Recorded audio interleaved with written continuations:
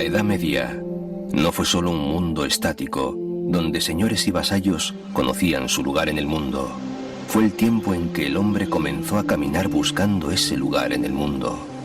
El camino podía llevar toda la vida de un hombre y podía acabar con la vida de un hombre.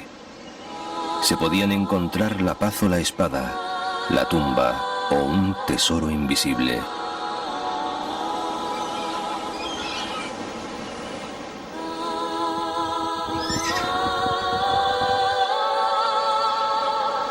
Hubo muchos caminos célebres, y cada uno con sus peregrinos, pero ninguno hacía el camino al andar, como el de Compostela. Miles de peregrinos llegaban cada día a la ciudad del apóstol desde todos los rincones de la cristiandad.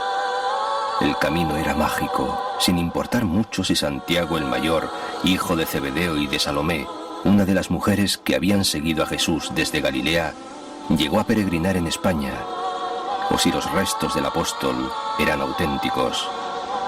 Gracias a Santiago, la cristiandad tuvo una figura que unía a todos en la lucha contra el Islam, y la antigua Hispania se convirtió en uno de los centros espirituales de Occidente.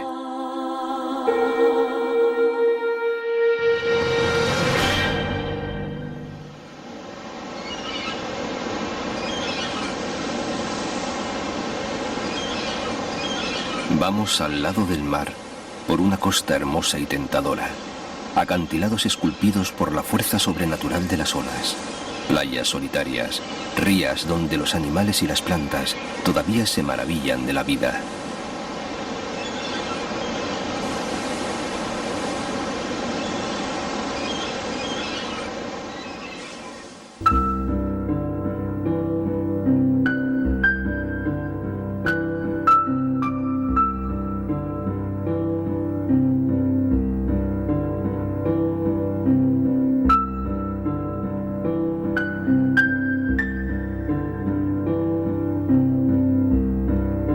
Las dunas de Liencres son las más altas de España. En su parque natural, entre la ría de Mogro, la desembocadura del Pas y el mar, se encuentra el sistema más importante y extenso del litoral cantábrico.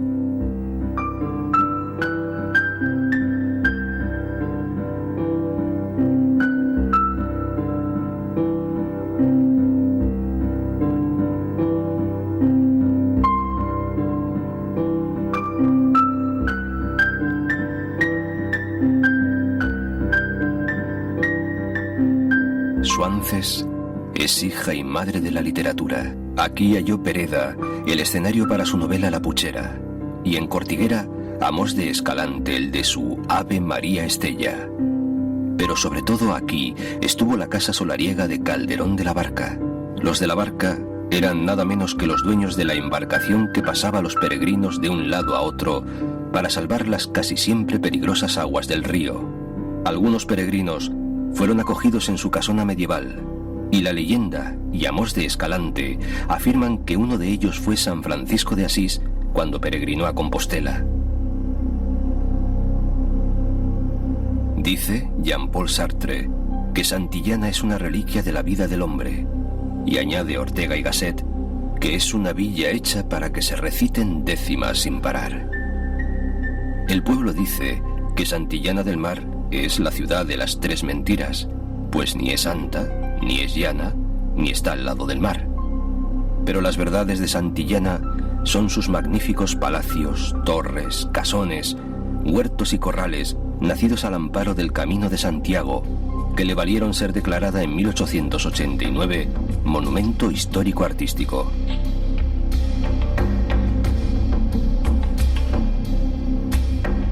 A los peregrinos del siglo X que la visitan por vez primera, según los libros de regla del monasterio, les seguirán a mediados del siglo XIX los peregrinos de la alta sociedad madrileña que veranean aquí, restaurando sus magníficos palacios, y hoy en día peregrinos de todas las partes del mundo en busca de este poema en piedra.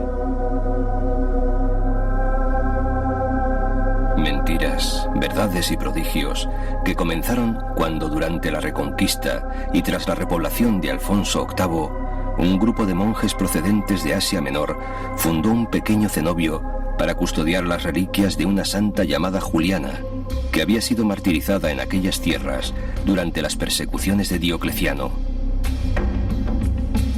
A la villa que creció en torno al templo se le llama Santillana Venida del Mar, que luego sería Santillana del Mar. Parada, hogar y milagro en el corazón del peregrino. Y a 2 kilómetros escasos de Santillana, una de las maravillas no solo del camino, sino de la humanidad. La cueva de Altamira, el yacimiento prehistórico más importante del mundo. Aquí pintó el primer artista de la historia, y sin duda uno de los más grandes. Dicen que Picasso, al ver las pinturas, exclamó: después de esto, todo es decadencia.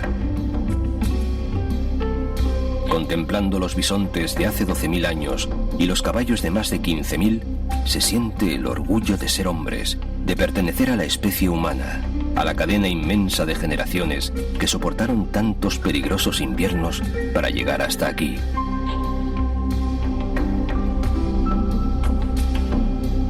Para conocer la vida de nuestros antepasados y de la cueva, se levanta, o más bien se esconde, un espléndido museo. Dicen los que saben que el más importante del mundo, dedicado a la prehistoria.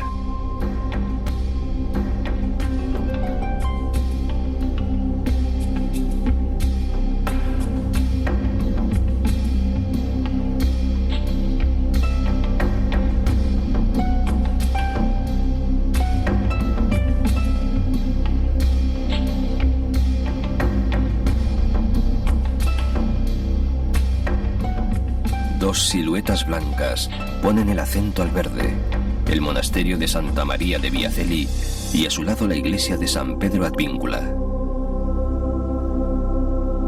En Cobreces, el monasterio es fruto del testamento del último miembro de la familia de los Quirós.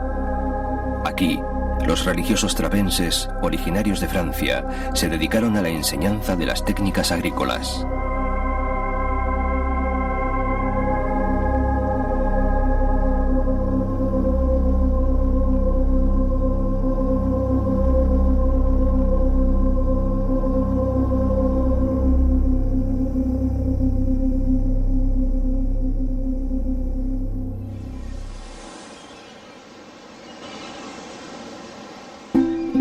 Ya espera la Comillas de los Marqueses, villa de los arzobispos, pues 5 hijos de este lugar llegaron a ser ilustres prelados.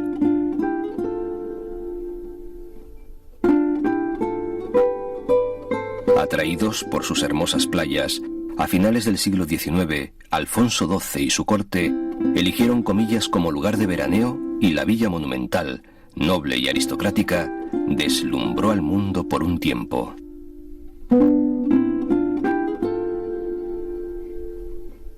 Un indiano y mecenas, Antonio López y López, nombrado marqués de Comillas por Alfonso XII, utilizó su fortuna para convertir su ciudad natal en un auténtico tesoro del modernismo, respetando y sabiendo conservar todo el encanto rural de esta tierra de tierras y labradores.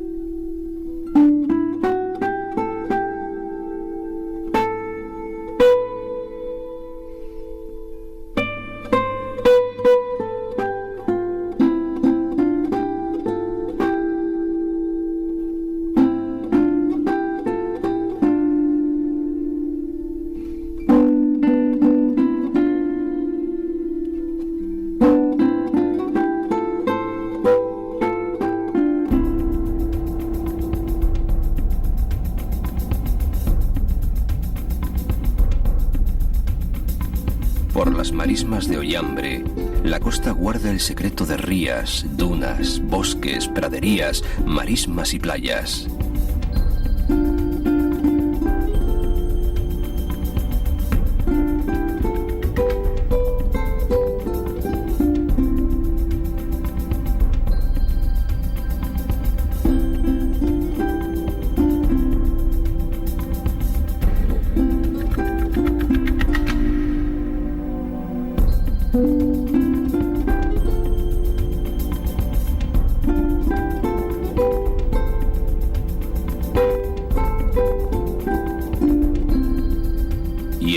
tanta gloria, se dibujan las líneas del castillo, la iglesia y los restos de la muralla de San Vicente de la Barquera.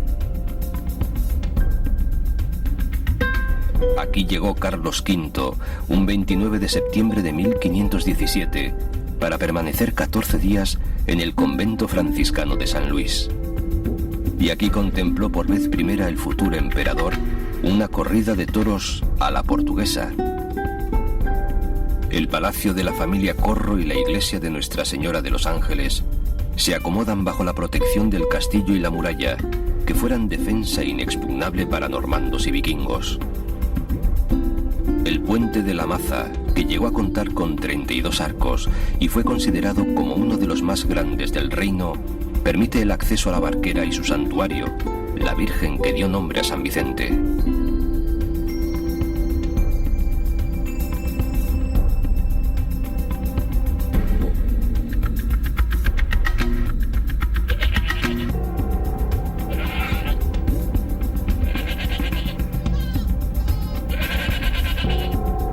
Baja el río Deva de los nada lejanos picos de Europa, y al desembocar le llaman Tina Mayor por convertirse en ría. En este lugar se unen y se separan las Asturias de Santillana y las Asturias de Oviedo, hoy en día Asturias y Cantabria.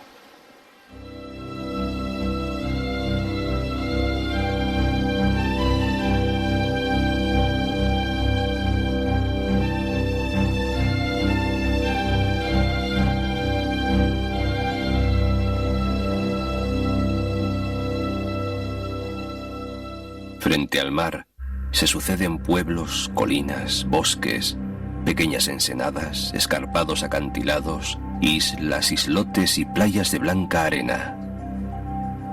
Así hasta llegar a Llanes, que conserva murallas, hermosos palacios, capillas y documentos que hablan de incursiones vikingas, y sobre todo se conserva a sí mismo en el corazón del caminante desde que ve el Santo Cristo del Camino.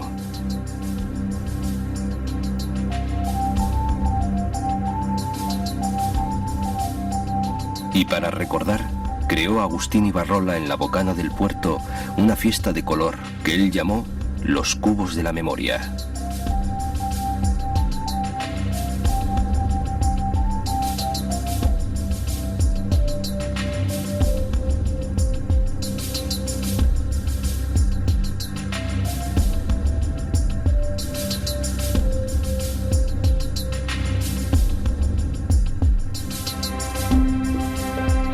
Para algunos, el más bello paseo marítimo del mundo no está pavimentado de mármol, sino de la hierba verde del Paseo de San Pedro en Llanes.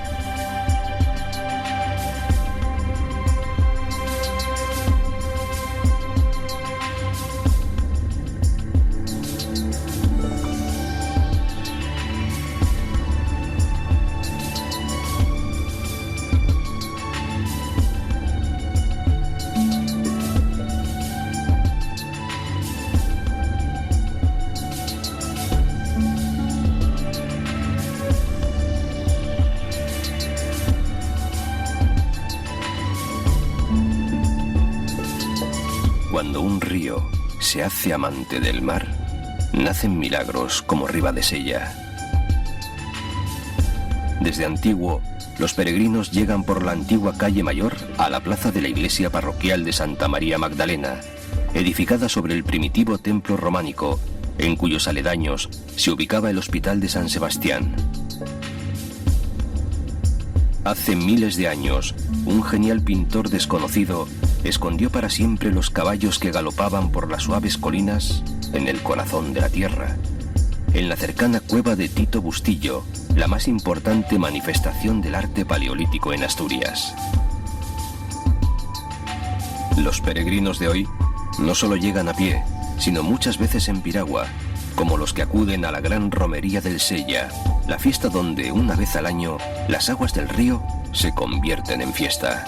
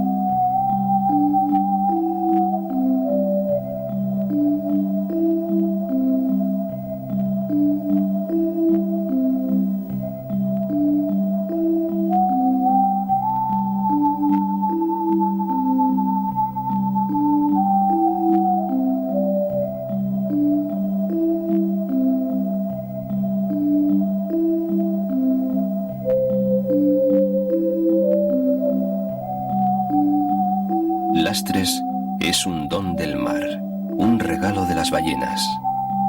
Con la grasa de estos cetáceos se percibió la belleza de las casas asomadas peligrosamente a las olas y se alimentó la lámpara de la Catedral de Oviedo.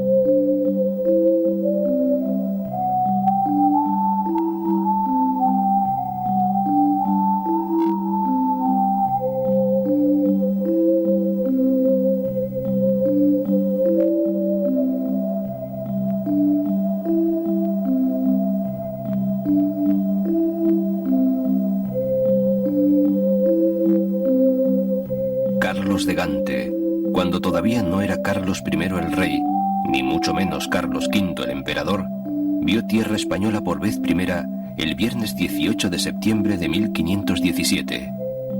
El desembarco fue un día más tarde, probablemente en Puente Huetes, en Villaviciosa. Villaviciosa se jacta, sí, con razones, de ser el punto de partida de un viaje que ganó un imperio. La verdad es que nunca se había acercado por aquellos parajes una flota de tal apariencia y riqueza. Los lugareños sospecharon que los forasteros fueran piratas o invasores y sigilosamente se fueron aproximando a los que desembarcaban para buscar algún signo que les indicara si llegaban como amigos o enemigos.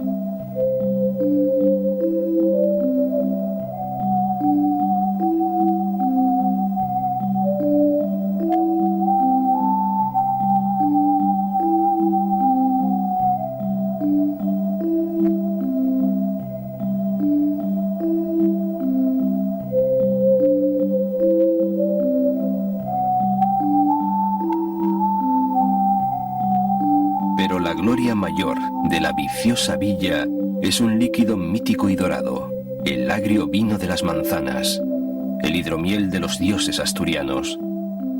Por las venas de Asturias corren mineral y sidra. En el rincón más remoto, una fiesta has de encontrar. No te faltará la sidra, tampoco con quién bailar.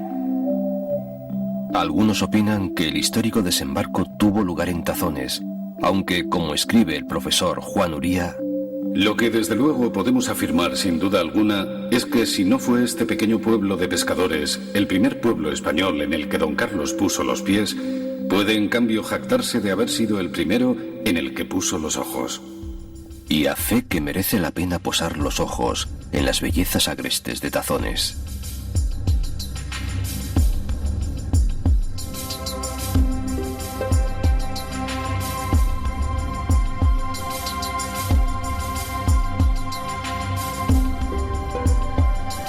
Se hace necesario un alto en el camino para mirar al cielo desde el Conventín, el prerrománico monasterio de San Salvador de Valdedios.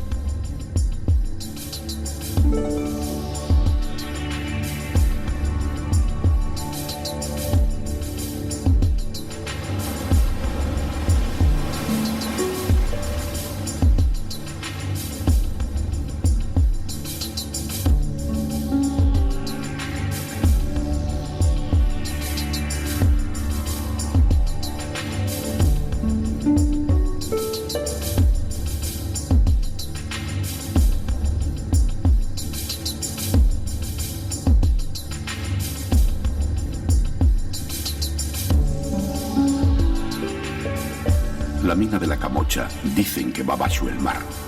Por eso los pescadores oyen el grisú explotar. Y es que, como dice la canción de José León del Estal, el Gijón de hoy es fruto de los amores del carbón y el mar.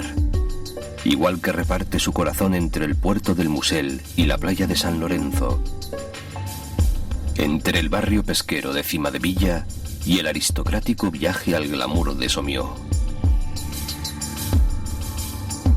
El Musel satisfizo el ansia de los ilustrados de un puerto carguero que brindara la posibilidad a Asturias de exportar a gran escala su carbón y su producción industrial.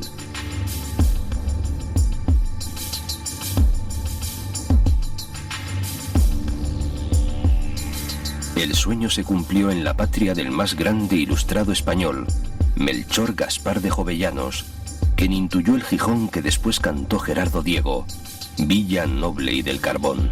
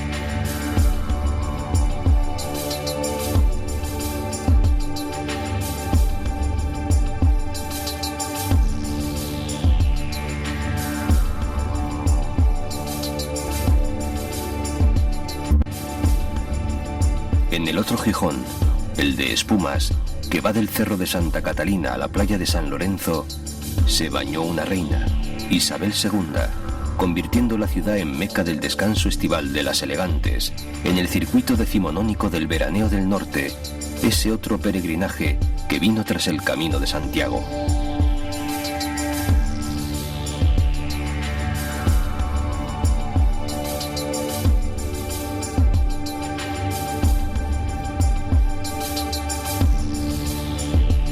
Y el hombre le ha hecho un regalo al mar y a sí mismo en el elogio del horizonte de Chillida, la puerta mística para entrar al Gijón de los siglos.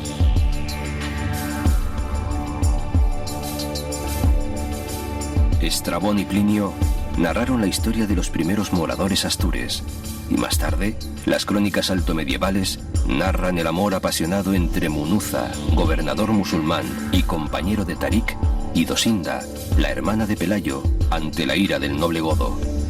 A partir de aquellos amores, la reconquista, además de razones de Estado, escondió razones más íntimas.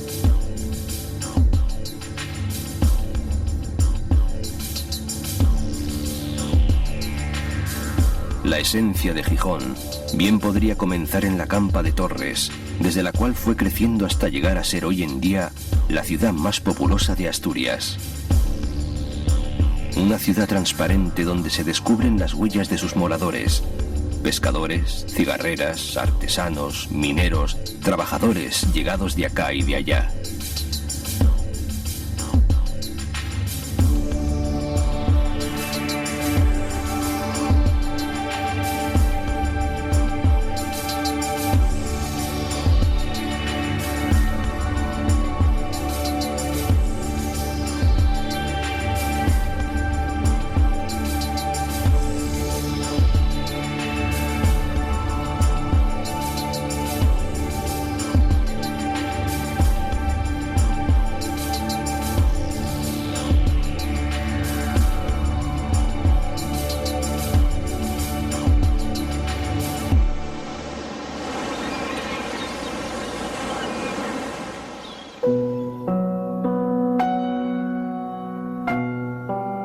Juan Cueto, vecino de Gijón, pero ciudadano del mundo, dice que todos los caminos del país astur conducen a Oviedo, y desde Oviedo es posible acceder a los 4 costados regionales.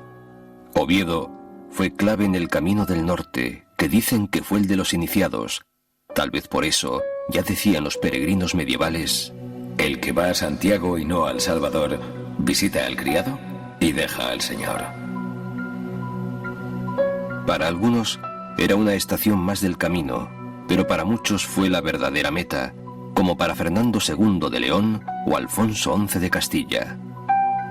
La catedral esconde los secretos en piedra mejor guardados del camino y muchas sorpresas.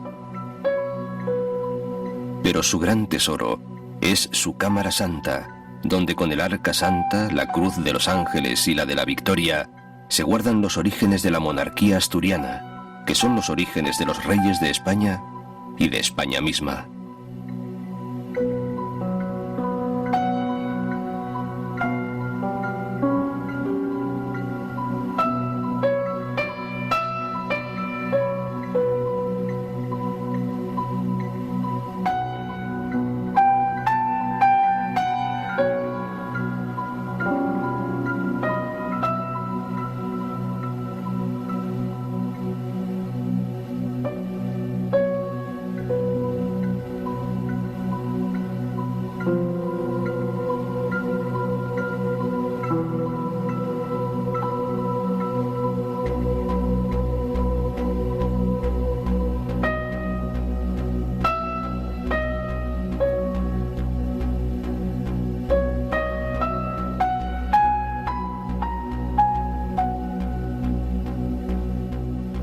La ciudad de la Regenta tiene mucho que ver y mucho de qué presumir. Por supuesto, de historia y de literatura, de revueltas y alguna vez de revoluciones, de universidad, de parques, de teatro, de ópera y catedral literaria, de tertulia de café, donde se arregla el mundo y a veces el universo, y sobre todo, de los premios Príncipe de Asturias, que cada año acercan a la capital de los Astures la flor innata de la ciencia, la literatura y el pensamiento.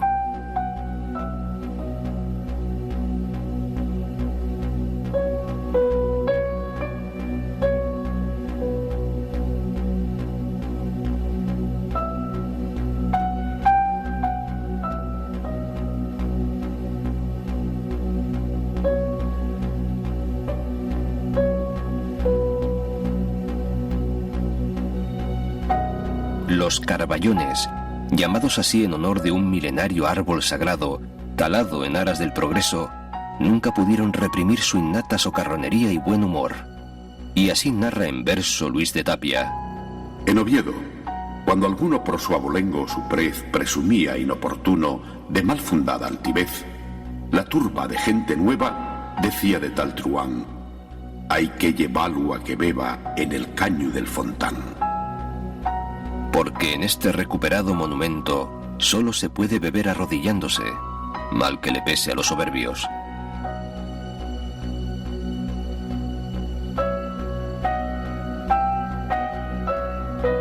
Liberada del telescopio inquisidor del magistral, la ciudad disfruta de la belleza del fantasma de Ana Ozores y de la suya propia.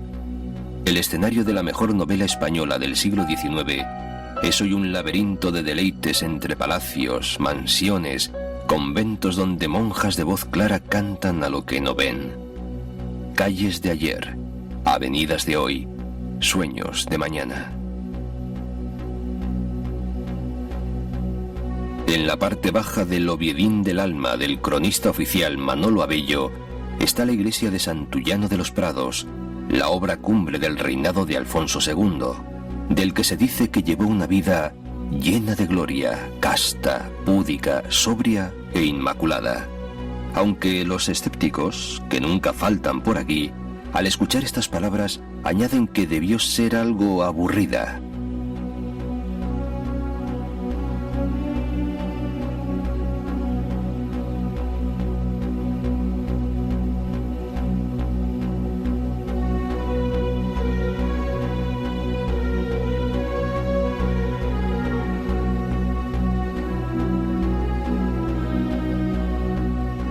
Aunque aburrirse en Oviedo es imposible, y si se llegase al hastío, los monumentos del Naranco esperan en la colina ciclista que domina la ciudad.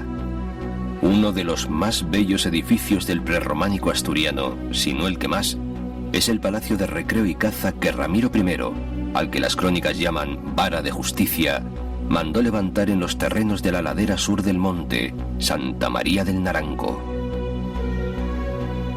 Cerca construyó una iglesia que es una oración de piedra, San Miguel de Lillo.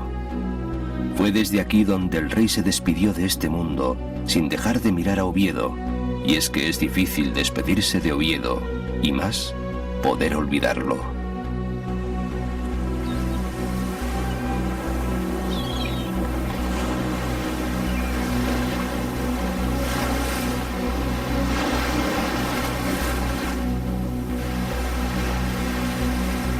Sigue la ruta de la costa a través de Candás y Luanco.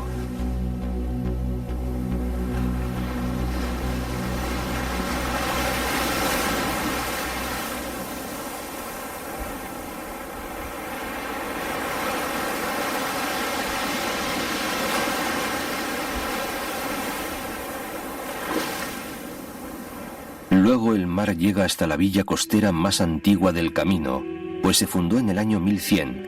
Es la patria chica de don Armando Palacio Valdés.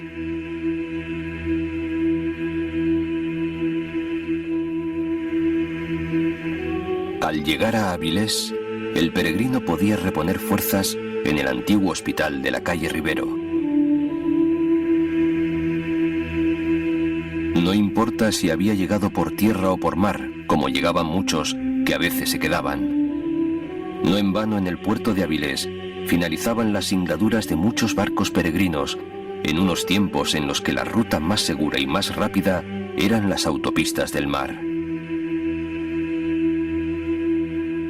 De Avilés se ha partido para intentar conquistar el mundo, y alguno lo consiguió, como Pedro Menéndez Valdés, el adelantado, que si no conquistó el mundo, sí una parte, la Florida, donde fundó la ciudad de San Agustín. Otros avilesinos conquistaron el mundo de otras maneras, como Juan Carreño de Miranda, pintor de cámara de Carlos II, que retrató como nadie la vida en la corte del rey hechizado. Hay un Avilés de ría y mar y un Avilés imaginario, donde vivieron las Marta y María de Palacio Valdés. Las dos mujeres amigas de Cristo simbolizaron el carácter dual avilesino. Una de ellas representa el Avilés del pasado, dormido en sus callecitas y sus plazas recoletas, el viejo Avilés, el de los entrañables e históricos barrios de Sabugo y Galiana. La otra, la realista, representa el Avilés moderno e industrial. Hubo todavía otro Avilés inédito, el Avilés ballenero. Y cuentan que en el exterior de la iglesia vieja de Sabugo, Santo Tomás, del siglo XII, se celebraba la reunión llamada Mesa de Mareantes para trazar los planes de pesca.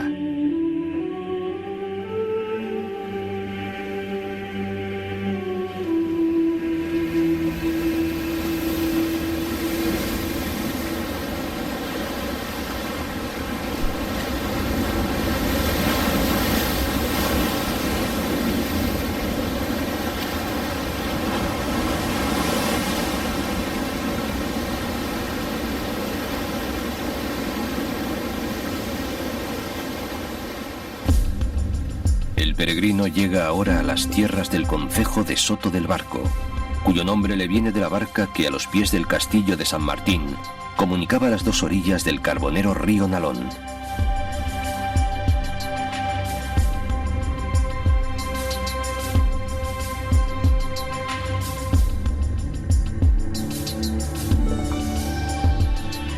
Nadie sabe dónde habitan las hadas, pero las shanas, las bellísimas mujeres de agua que pueblan Asturias, prefieren sin duda las sendas del litoral. Ellas acompañaban, quizá invisibles y paganas, al peregrino, que sentía en su compañía emociones extrañas al caminar.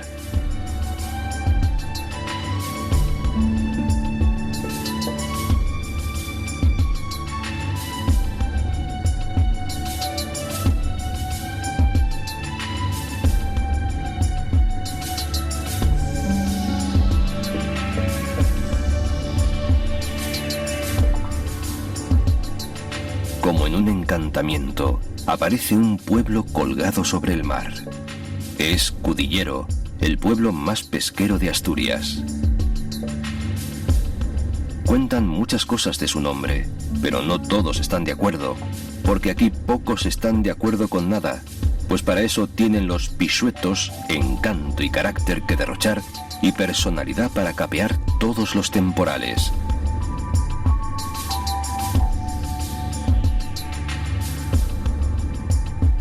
Cudillero se convirtió en un famoso centro pesquero cuando en el siglo XV solicitó el privilegio del alfolí, petición que nunca fue atendida, pero ya se sabe que el que calla otorga. Y la sal de la vida quedó derramada en las escarpaduras de este pueblo que pesca no solo peces, sino los corazones de los viajeros. Y es que las callejuelas de la villa Pisueta están encantadas, por ellas deambula el diañu, un pequeño demonio con forma humana y curioso sentido del humor. Este diablillo tiene escondido el tesoro de los moros en algún lugar de la comarca y le gusta hacerse ver con figura de buena moza y patas de cabra. Los de Cudillero, que no le tienen miedo ni a él ni a nada, pero sí respeto, le dicen así para conjurarlo: Si sos el diaño, de ti arreniego. Arreniego del demonio. Arreniego de los costrosos del infierno.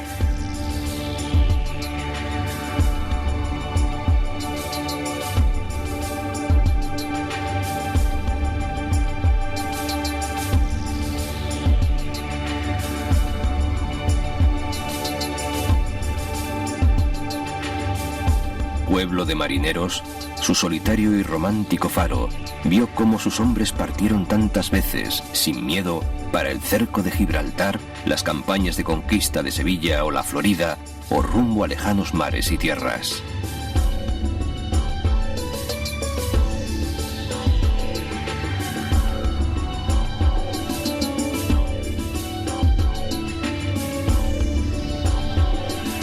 Ortega dijo que somos al mismo tiempo cada valle y la suma de todos ellos, y el peregrino acaba siendo la suma de todos sus pasos. Menos mal que en tierras de Cudillero, allá por Soto de Luiña, existe aún uno de los pocos hospitales de peregrinos que quedan en la ruta jacobea. El edificio actual es una construcción de 1713 de estilo barroco asturiano que reproduce el modelo de la casa noble rural.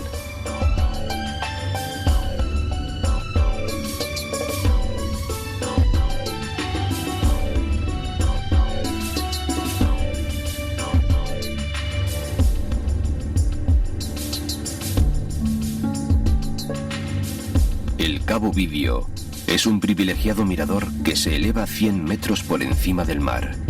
El viento golpea aquí con furia en los días de tormenta.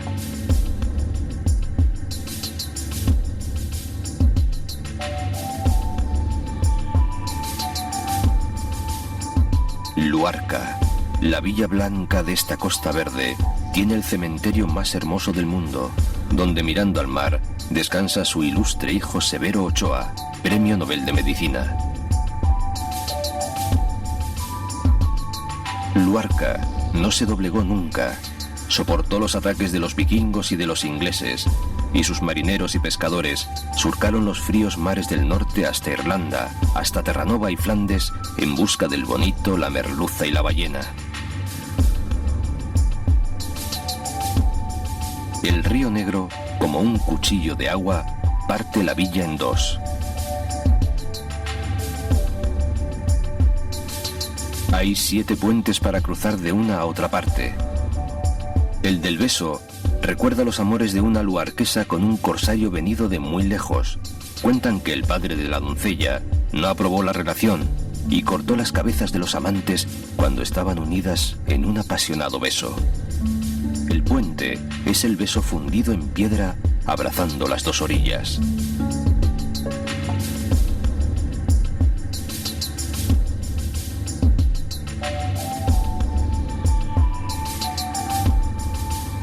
Navia es de Asturias la región más bella, aun siendo Asturias lo mejor de España. Eso dijo don Ramón de Campoamor, que por supuesto era de Navia. Navia recibe su nombre de la diosa de las aguas prerromana Niega, y en su iglesia de Nuestra Señora de las Barcas se venera una virgen que se apareció en alta mar, salvando a unos asustados pescadores de una terrible tempestad. ¿Tendría la virgen algo que ver con la diosa?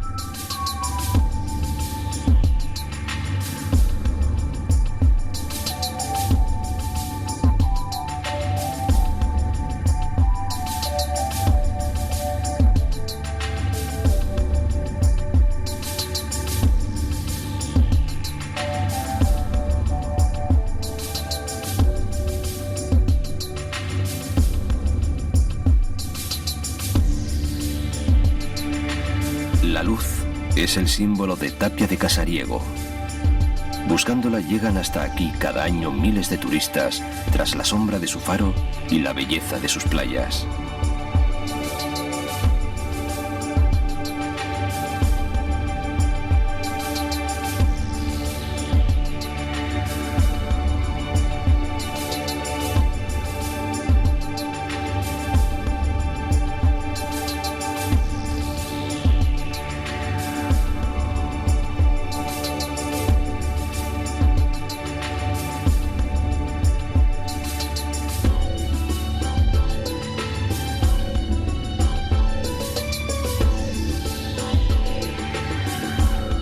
Vegadeo, antiguamente conocido como Vega de Ribadeo, en la margen derecha del río Eo, es una de las fronteras invisibles entre Asturias y Galicia.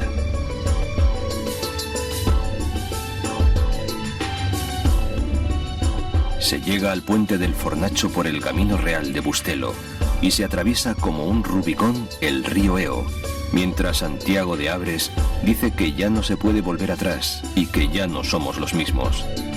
Por aquí han pasado no solo peregrinos, sino también los arrieros de Castilla y la vía férrea procedente de las minas de Aponte Nova.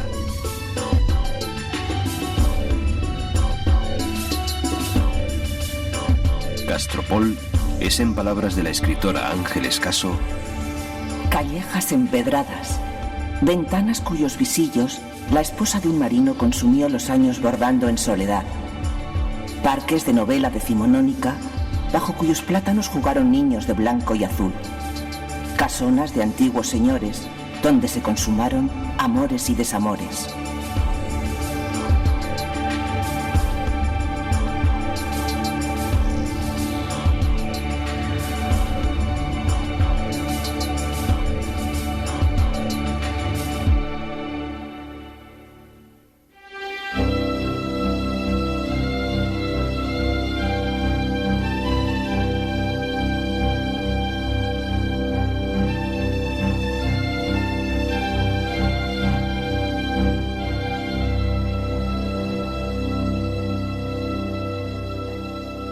Ribadeo, la última ciudad de Galicia y la primera de Asturias.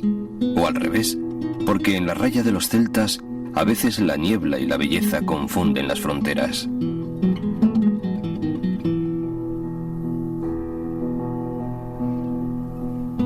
Ni siquiera el río Eo separa, sino une. Tal vez porque las lampreas, el animal mágico de estas aguas, recorren la ría y vigilan los buenos amores de gallegos y asturianos.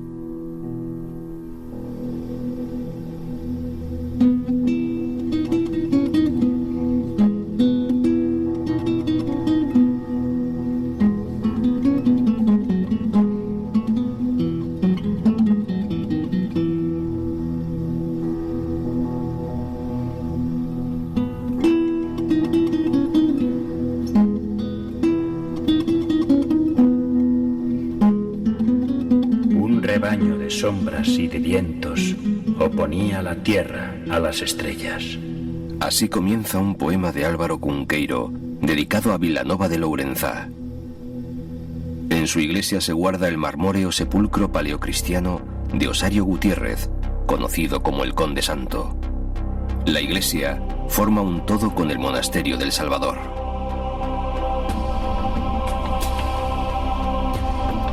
En Mondoñedo recuerdan al gran escritor Álvaro Cunqueiro, que supo mirar las torres de la catedral mientras soñaba un pomar de manzanas tardías, de aquellas que tanto le gustaron. Hoy, su travieso espíritu sigue sentado en la plaza, en el corazón de la ciudad, puede que en el mismo lugar donde fue ejecutado Pedro Pardo de Cela, último defensor de la soberanía del Reino de Galicia frente a las pretensiones anexionistas de los reyes católicos.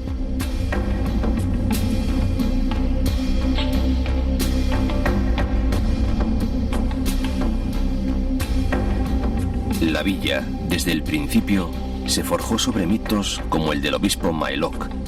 Renació muchas veces de sus cenizas, como cuando fue destruida por los árabes. Y fue capital de la provincia bretona hasta la eliminación formal del Reino de Galicia en 1833. Tuvo murallas defensivas con 6 puertas y una catedral de hermosa fachada rosácea, que no se eleva sobre la plaza, por lo que se dijo que era una catedral arrodillada.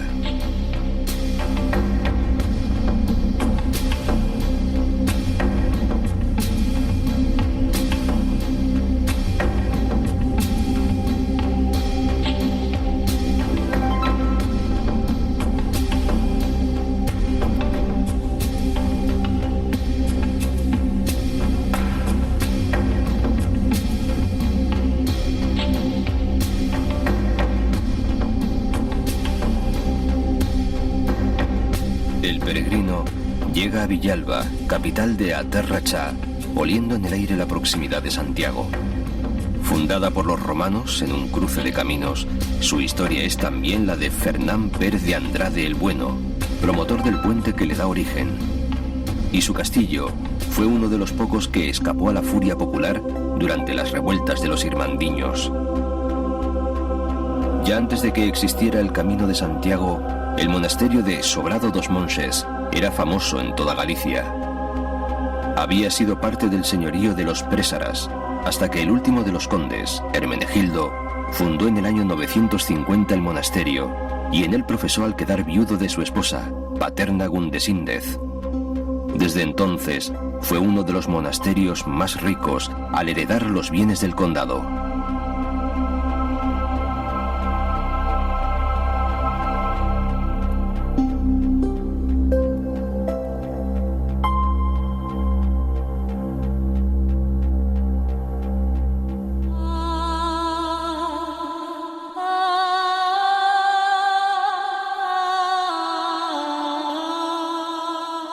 Hemos traído al monte del gozo todos los valles, todas las iglesias, los campanarios, los verdes y el cielo que nos han visto pasar y en los que el peregrino ha dejado una parte de sí mismo.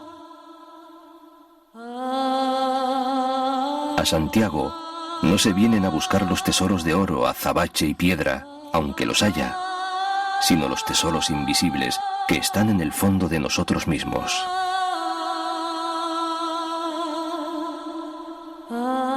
El gozo de llegar se mezcla con la pena de haber llegado. Santiago de Compostela. Y ahora, como dice Torrente Ballester, en Compostela y su ángel, se está preparado para recibir Santiago como un regalo de las hadas, si se cree en ellas. No lo olvidéis, solo quienes conserven el poder de asombrarse entren en la ciudad. Por el camino del asombro recibirán en sus ojos la revelación que Dios quiere enviarnos, y que las piedras y los nombres proclaman claramente al que tenga ojos y sepa ver, al que oídos tenga y no los haya cerrado. Santiago, donde la lluvia es arte, es el ombligo del universo del peregrino. Aquí confluyen todas las mareas del tiempo y de la historia, desde aquel día del año 813 en que lo descubriera el pastor Pelayo. Decía Salvador García Bolaño: Compostela é unha rúa longa na memoria onde vagan os nomes e as horas que cada quen recorda. Santiago empezó a cambiar el mundo y sus propias calles. Paseando por sus plazas, se oyen los pasos de todos los que pasaron antes que nosotros y de los que pasarán. Paseando por sus rúas, que son las venas de luz y ribeiro que bombean calor al alma de Santiago, se siente el mismo deseo de tantos peregrinos anteriores: quedarse aquí para siempre.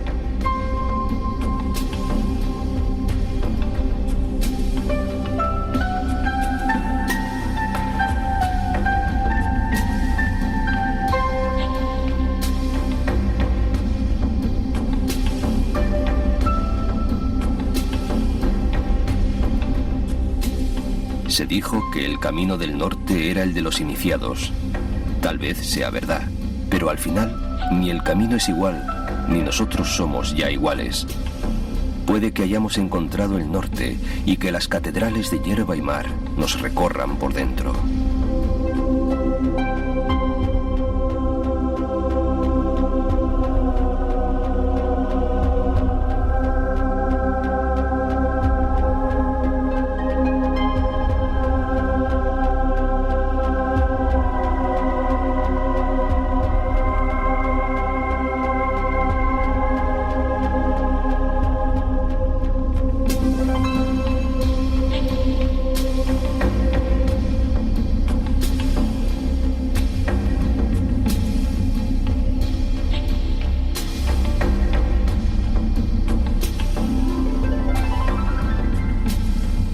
Añoraba Rosalía.